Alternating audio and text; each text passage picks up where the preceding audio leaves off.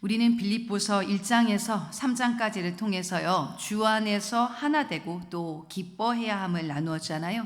이제 오늘 4장에서는요, 지금까지 말한 모든 신앙의 내용을 우리 삶 속에서 실제로 지켜내는 방법을 이야기합니다. 주 안에서 하나 되고 또 어떻게 항상 그렇게 기뻐할 수 있겠는가, 그 방법을 이야기하면서요, 바울이 끄집어낸 키워드가 오늘 4장 6절에 등장하는 염려입니다. 아무것도 염려하지 말고. 여러분, 왜 하필 염려일까요? 염려는 우리 신앙의 현 주소를 실제로 드러내는 영역이기 때문입니다. 고난 속에서도 기뻐할 수 있는가? 사람에게 치여도 온전히 하나됨을 이룰 수 있겠는가? 세상같이 내려놓고 오직 예수로 살아갈 수 있는가? 이 질문이 현실에서 부딪힐 때 가장 먼저 나타나는 증상이 바로 염려입니다. 그래서 바울은 우리 신앙의 가장 실질적인 전쟁터, 바로 우리의 마음을 다루고 있죠. 이 새벽에 눈을 떴음에도 불구하고 여러분, 그냥 하루의 시작인데도 불구하고 평안하십니까? 아니면 눈 뜨는 순간부터 내 마음이 뭔가 전쟁터였나요? 그래서 사도 바울은요, 이 마음을 다시 한번 집중하여 보라라는 것입니다. 먼저 이 염려라는 단어의 뜻을 살펴보면요, 마음이 갈라져서 떨어져 나간다라는 의미입니다. 참 깊죠, 그죠? 마음이 갈라져서 떨어져 나간다라는 것인데요, 어디에서 떨어져 나가는 것일까요? 바로 하나님에게서입니다. 우리 인간은 하나님에게 붙어있던 그 마음이 떨어져서 나아갈 때에 우리에게 염려가 찾아옵니다. 그래서 염려가 들어오면 어떻습니까? 상황이 더욱더 버겁게 느껴지고 마음이 불안하고 심지어 좋은 의도로 시작한 일조차도 힘겨워지는 것이죠.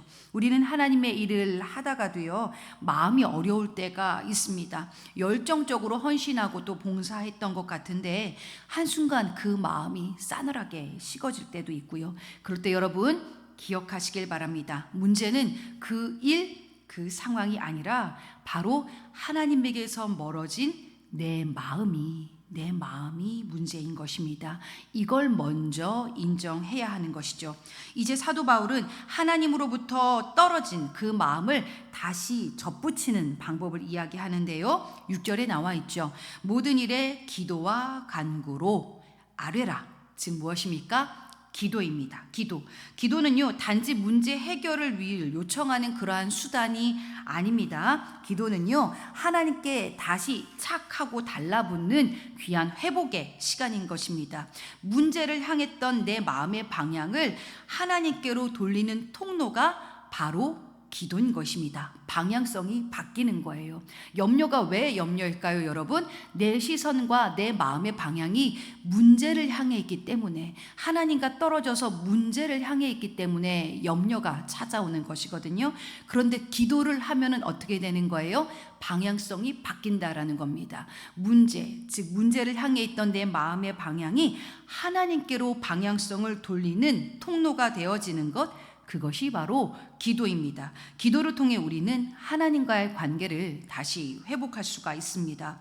그렇게 붙잡은 마음을 계속해서 유지하는 방법에 대해서도 바울은 오늘 알려주고 있죠. 하나님께 붙잡힌 그 마음을 계속해서 삶 속에서 유지하는 방법, 6절에 나옵니다. 감사함으로, 즉 감사하라고 이야기합니다. 여러분, 왜 감사가 필요할까요? 감사는 하나님이 이미 내 삶의 주인 되심을 인정하는 신앙의 태도입니다. 같은 상황이 주어져도요, 믿음 있는 사람이 감사를 할 수가 있습니다. 아무나 감사할 수 있는 게 아니더라고요, 여러분. 최근까지도 저희 교회에 침수, 누수 이러한 사건들이 참 많았거든요. 그리고 최종적으로는 잠옷실에도 비가 샜어요. 참 그 분홍색으로 핑크색으로 예쁘게 도배지를 발라놨는데 거기 이렇게 물이 스미니까 다양한 생각들이 들더라고요. 근데 어떻습니까? 그걸 보고 염려할 수도 있지만 저희 성도님들이 그거 보시고는 그래도 선방했다, 감사하다 이렇게 고백해 주시더라고요. 그때 비가 정말 많이 왔거든요. 그래도 요 정도인 게 감사하다 뿐만 아니라 또 믿음으로 선포해 주시는 거예요. 이것이 마지막일 것을 믿고 감사하다. 개초 9개월 동안 저희가 물이 몇 번이 샜나요? 6번인가요? 7번인가요? 그랬는데 감사하다. 이것이 마지막일 걸 믿고 또 믿음으로 또 이렇게 완료형으로 감사를 해주시는 분도 있더라고요. 근데 어떻습니까? 그렇게 감사할 수 있는 이유, 하나님께서 어련히 알아서 해주시지 않겠는가? 내 삶의 주인이 하나님이신데 그것을 인정하는 신앙의 태도가 바로 뭐였다라는 거예요, 여러분? 감사라는 것입니다. 이제 바울은요 7절에서 이렇게 선포를 하고 있어요. 그리하면 모든 지각에 뛰어난 하나님의 평강이 그리스도 예수 안에서 너희 마음과 생각을 지키시리라. 여기서 주목해야 할 것은요 우리의 마음과 생각을 지키신다라는 점입니다.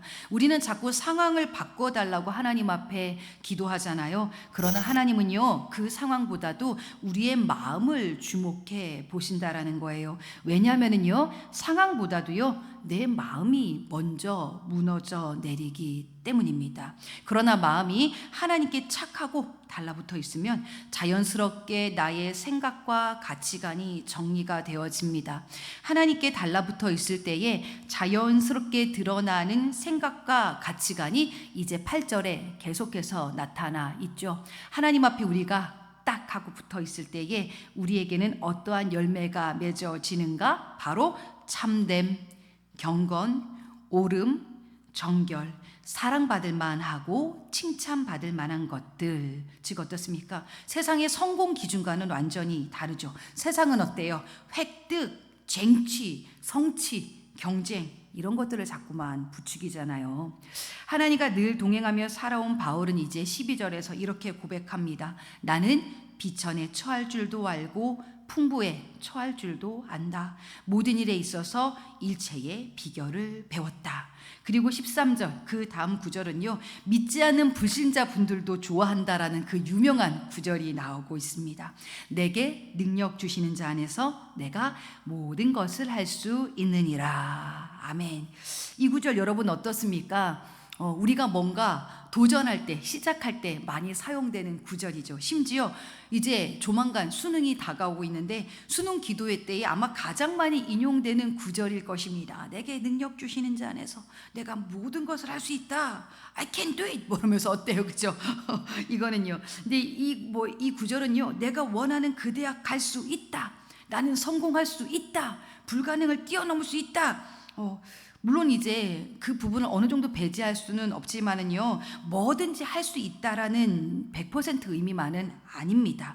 이 구절은요, 실질적인 의미가 뭐냐면은요, 어떠한 상황이 내게 닥쳐와도 나는 무너지지 않는다. 어떤 상황 속에서도 나는 요동하지 않는다라는 고백입니다.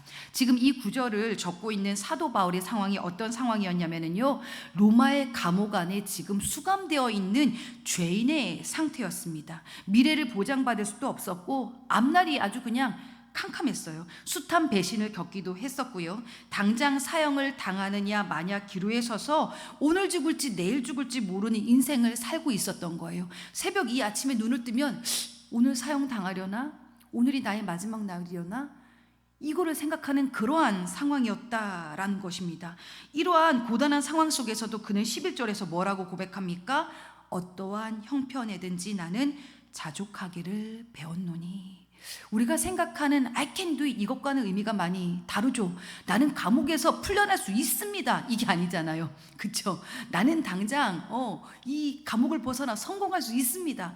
이런 바울의 고백이 아니었던 거예요. 오늘 죽을지 내일 죽을지도 모르지만 이 상황에서조차 나는 자족하기를 배웠다라는 겁니다. 감사한다. 기뻐한다. 이게 어떻게 감당이 되어집니까? 그럼에도 불구하고 그는요 스스로 감당하고 견뎌낼 수 있는 힘을 가질 수 있게 되었다라는 거예요. 비천에 처하기도 하고 배부름과 배고픔과 풍부와 궁핍에도 사도 바울은요 그것에 더 이상 연연해하거나 괴로워하거나 세상에 끌려가지 않는 일체의 비결을 배웠다라는 것입니다. 이거 대단하지 않습니까, 여러분? 어떻게 이럴 수가 있죠? 우리는 배고프면 먹을 거 없으면 흔들리잖아요. 요동하잖아요. 와, 그리고 어때요? 여러분, 막 비천에 처하고 누구에게 뭔가 무시를 당하고 괴로운 일이 처하면 어때요? 잠도 못 이루잖아요. 여기서 찬양이 나오나요? 기도조차도 할 수 없는 게 우리잖아요. 그런데 어떻대요? 지금 사도 바울은요, 연연해 하거나 괴로워해 하거나 그렇게 굳이 감정과 세상에 끌려가지 않겠다. 내 마음이 굳이 하나님하고 떨어뜨려서 그 염려 근심의 자리로 가지 않겠다. 나는 그렇지 않은 일체의 비결을 이미 배웠거든 하고 얘기하는 거예요. 와, 어제도 나누었지만 어때요? 이스라엘의 국가의 대멸망이라는 크디 큰 앞에서도, 여러 문제 앞에서도 하박국 선지자가 고백하잖아요. 난 구원의 하나님을 인해 기뻐하리로다. 기뻐하리로다. 뿐만 아니라 다윗도 시편 23편을 통해 고백해요.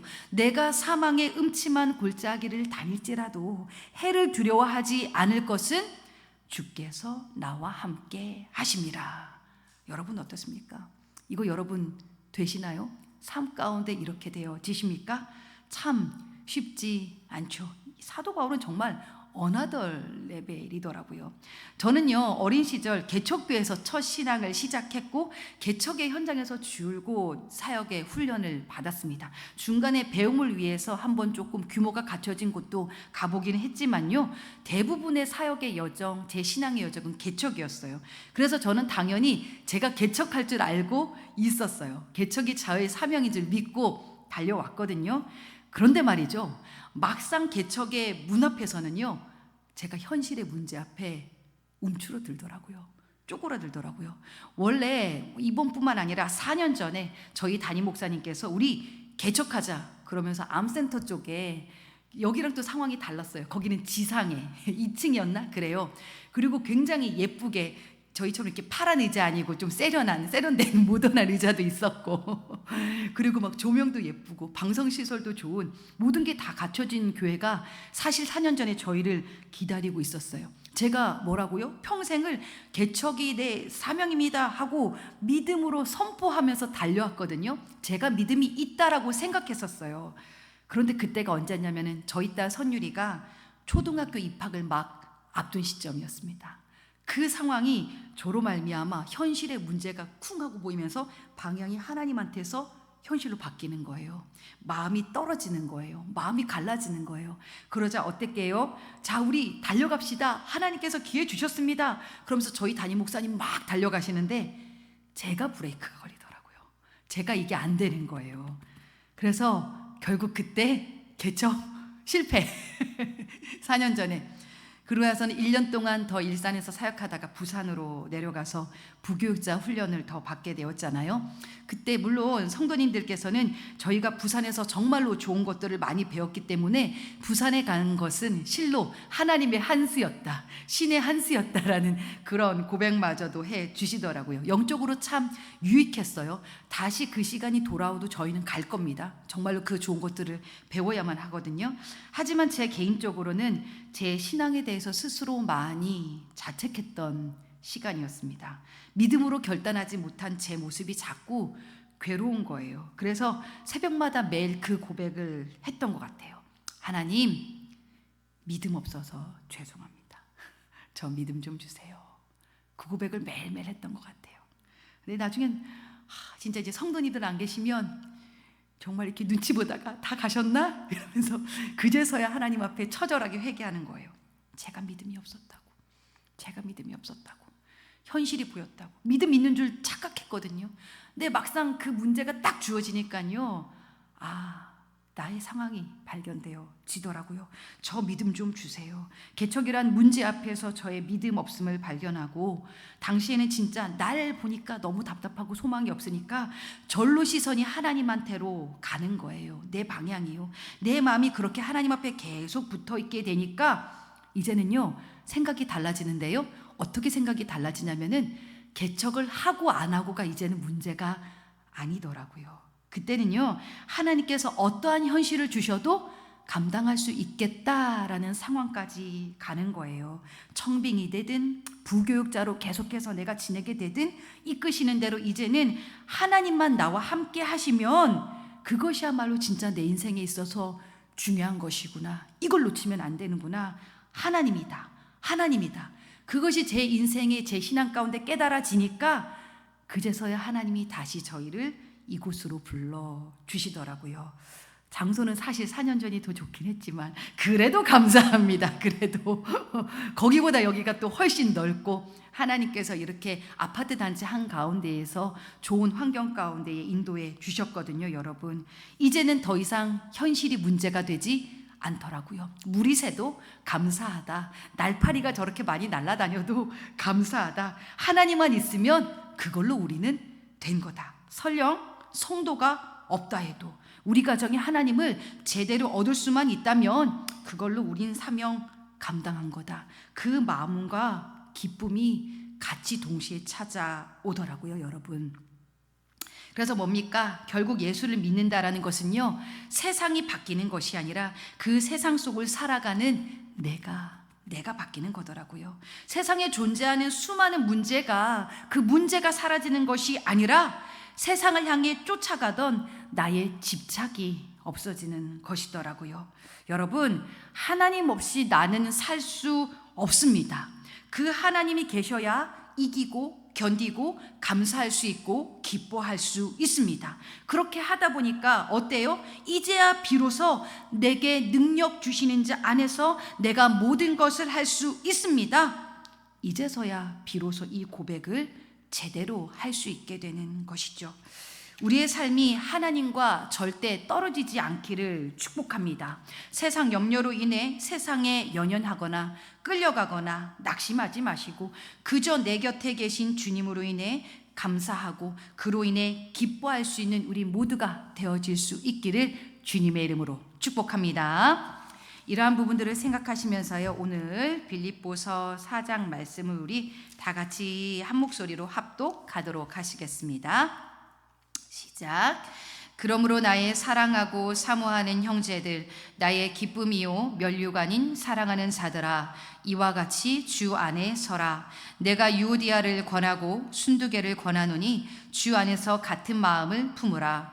또 참으로 나와 멍에를 같이 한 내게 구하노니 복음에 나와 함께 힘쓰던 저 여인들을 돕고 또한 글레멘드와 그 외에 나의 동역자들을 도우라. 그 이름들이 생명책에 있느니라. 주 안에서 항상 기뻐하라. 내가 다시 말하노니 기뻐하라. 너희 관용을 모든 사람에게 알게 하라. 주께서 가까우시니라. 아무것도 염려하지 말고 다만 모든 일에 기도와 간구로 너희 구할 것을 감사함으로 하나님께 아뢰라. 그리하면 모든 지각에 뛰어난 하나님의 평강이 그리스도 예수 안에서 너의 마음과 생각을 지키시리라. 끝으로 형제들아, 무엇에든지 참되며 무엇에든지 경건하며 무엇에든지 옳으며 무엇에든지 정결하며 무엇에든지 사랑받을 만하며 무엇에든지 칭찬받을 만하며 무슨 덕이 있든지 무슨 기림이 있든지 이것들을 생각하라. 너희는 내게 배우고 받고 듣고 본 바를 행하라. 그리하면 평강의 하나님이 너희와 함께 계시리라.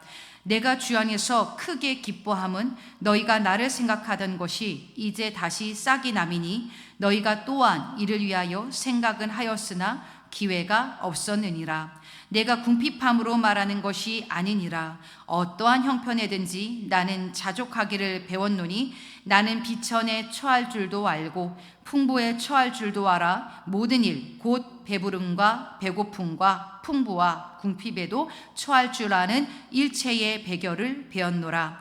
내게 능력 주시는 자 안에서 내가 모든 것을 할 수 있느니라. 그러나 너희가 내 괴로움에 함께 참여하였으니 잘하였도다. 빌립보 사람들아, 너희도 알거니와 복음의 시초에 내가 마게도냐를 떠날 때에 주고받는 내 일에 참여한 교회가 너희 외에 아무도 없었느니라. 데살로니가에 있을 때에도 너희가 한 번뿐 아니라 두 번이나 나의 쓸 것을 보내었도다. 내가 선물을 구함이 아니요 오직 너희에게 유익하도록 풍성한 열매를 구함이라. 내게는 모든 것이 있고 또 풍부한스라. 에바브로디도 편에 너희가 준 것을 받음으로 내가 풍족하니 이는 받으실 만한 향기로운 제물이요 하나님을 기쁘시게 한 것이라. 나의 하나님이 그리스도 예수 안에서 영광 가운데 그 풍성한 대로 너희 모든 쓸 것을 채우시리라. 하나님 곧 우리 아버지께 세세무궁하도록 영광을 돌릴지어다. 아멘.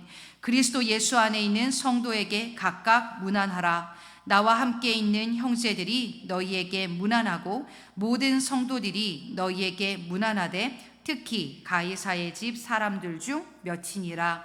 주 예수 그리스도의 은혜가 너희 심령에 있을지어다. 아멘. 이 시간 기도하시